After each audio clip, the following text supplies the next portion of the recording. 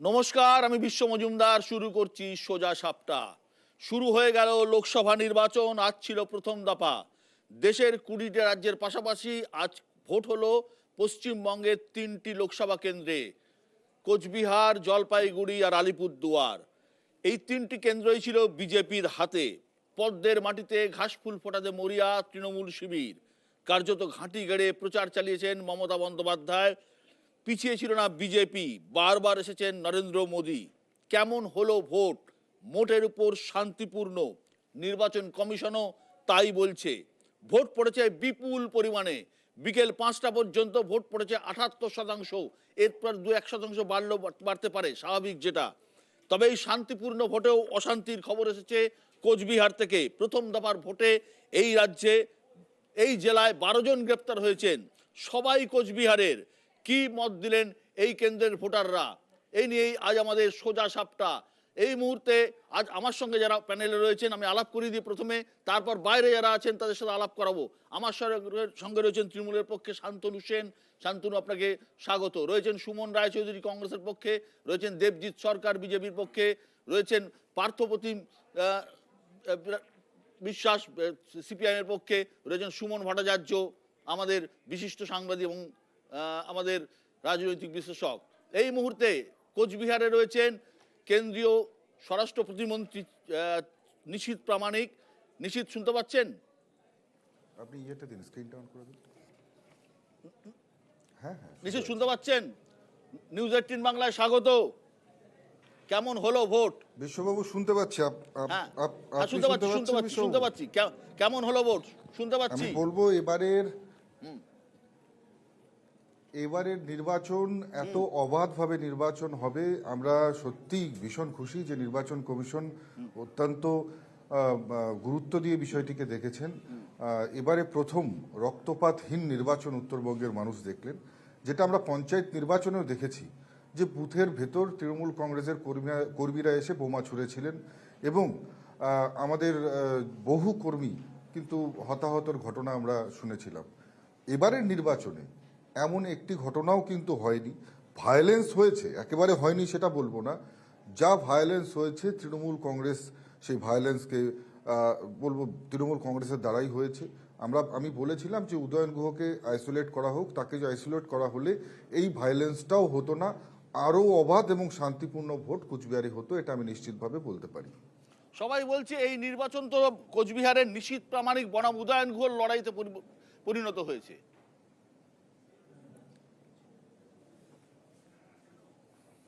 দেখুন, উদয়ন গুহকে প্ল্যান্ট করা হয়েছে এই কারণে যাতে উনি সবসময় এসে আমার সাথে ক্ল্যাশ করতে পারে। আমাদের কারোর সাথে কোনো ঝগড়া করবার, কোনো রকমের ক্ল্যাশ করবার কোনো সময় নেই, কারণ আমরা সাধারণ মানুষের কাজে এতটা বেশি ব্যস্ত থাকি যে এই সব নিয়ে কখনো ভাবি না।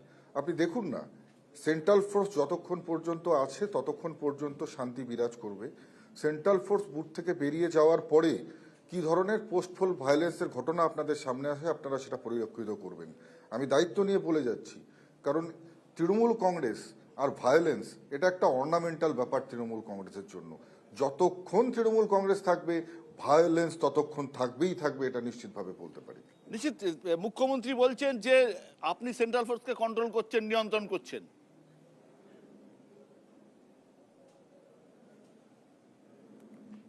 দেখুন, আপনাকে মুখ্যমন্ত্রী কি বলবেন না বলবেন তার প্রত্যুত্তর আমি দিতে আপনার সবসময় আমি বাধ্য নই।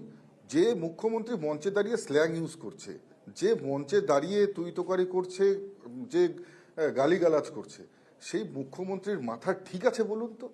মুখ্যমন্ত্রীর মাথা সম্পূর্ণ খারাপ হয়ে গেছে। আমি দায়িত্ব নিয়ে বলছি, উত্তরবঙ্গে এসে তৃণমূল কংগ্রেসের সাংগঠনিক এই পরিণতি, এই পরিস্থিতি দেখে সম্পূর্ণভাবে মুখ্যমন্ত্রী একেবারে তিনি বলবো যে সম্পূর্ণভাবে তার মস্তিষ্কের বিকৃতি ঘটেছে। কারণ একজন মুখ্যমন্ত্রী কখনো মঞ্চে দাঁড়িয়ে স্ল্যাং ইউজ করতে পারে? এটা শব্দের চয়ন হতে পারে? আপনি বলছেন নির্বাচন কমিশন যদি সেভাবে কাজ করতো তাহলে আরো ভালোভাবে ভোট হতো। আপনি কি নির্বাচন কমিশনের উপরে পুরোপুরি সন্তুষ্ট নন? না, দেখুন, আমি বলছি যে নির্বাচন কমিশন বাংলার যে গত যতগুলো বিগত দিনের নির্বাচন হয়েছে সেই নির্বাচনের নিরিখে এবারের নির্বাচন অনেক অবাধ এবং শান্তিপূর্ণ হয়েছে এবং এই শান্তিপূর্ণ নির্বাচন দেখে তৃণমূল কংগ্রেসের মাথা খারাপ হয়ে গেছে সেটাও জানি। তবে বলবো যে নির্বাচন কমিশনের কিছু কিছু ছোট ছোট লুফল থেকে গেছে, যেমন সেক্টরগুলোতে সেন্ট্রাল প্যারামিলিটারি ফোর্স না দেওয়াতে কিছু কিছু জায়গাতে বুথ জ্যাম করার প্রয়াস, মানে ধরুন যে অ্যাপার্টমেন্টগুলো আছে বা যেখান থেকে বিপুল সংখ্যক লোক যেখান দিয়ে পাস করে, এরকম রাস্তা চৌমাথা কিছু কিছু প্যাচেস আছে, সেই জায়গাগুলোতে যদি আরো বেশি প্রোটেকশনের ব্যবস্থা থাকতো তাহলে এই পোলিং পার্সেন্টেজটা আরো বাড়তো, সাধারণ মানুষ অবাধে ঘর থেকে বেরিয়ে এসে নিজের গণতান্ত্রিক অধিকার প্রয়োগ করতেন। স্বাভাবিকভাবেই বলবো যে যা হয়েছে যথেষ্ট শান্তিপূর্ণ হয়েছে, আরো শান্তিপূর্ণ হতে পারতো এবং পরবর্তী ফেজের নির্বাচনগুলো যাতে শান্তিপূর্ণ হয়, নির্বাচন কমিশনকে এখান থেকে দেখে সেই যে লুফলগুলো থেকে গিয়েছে সেগুলো আমার মনে হয় পূরণ করা উচিত। তৃণমূল কংগ্রেসের বক্তব্য, নিশীথ প্রামাণিক নার্ভাস এবং এবারের ভোটে এই প্রথম এ রাজ্য থেকে একটা কেন্দ্রীয় মন্ত্রী হারছে প্রথম আজকের ভোটেই। কেন আমাকে দেখে কি আপনার নার্ভাস মনে হচ্ছে? তৃণমূল কংগ্রেস কখন কি বলছে, তৃণমূল কংগ্রেসের মাথা নষ্ট হয়ে গেছে।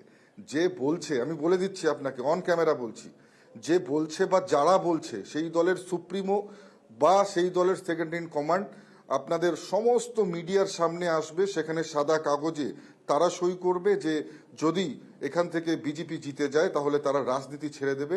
নিশ্চিতভাবে দায়িত্ব নিয়ে বলছি, সমস্ত মিডিয়ার সামনে অন ক্যামেরা সেখানে দাঁড়িয়ে সেই চুক্তিপত্রে সই করবার জন্য আমি প্রস্তুত থাকবো। কনফিডেন্ট আপনি আগের থেকে মার্জিন বাড়বে? ডেফিনেটলি, সারা বছর ধরে মানুষের জন্য কাজ করেছি, মানুষ যেভাবে দুহাত ভরে আশীর্বাদ করেছে এবং মানুষের পালসটা বুঝি, বুথ থেকে রাজনীতি করে উঠে এসেছি, প্যারাশুট থেকে নামিনি। অনেক অনেক ধন্যবাদ নিশীথ আমাদের সঙ্গে থাকার জন্য, অনেক অনেক ধন্যবাদ, ভালো থাকবেন।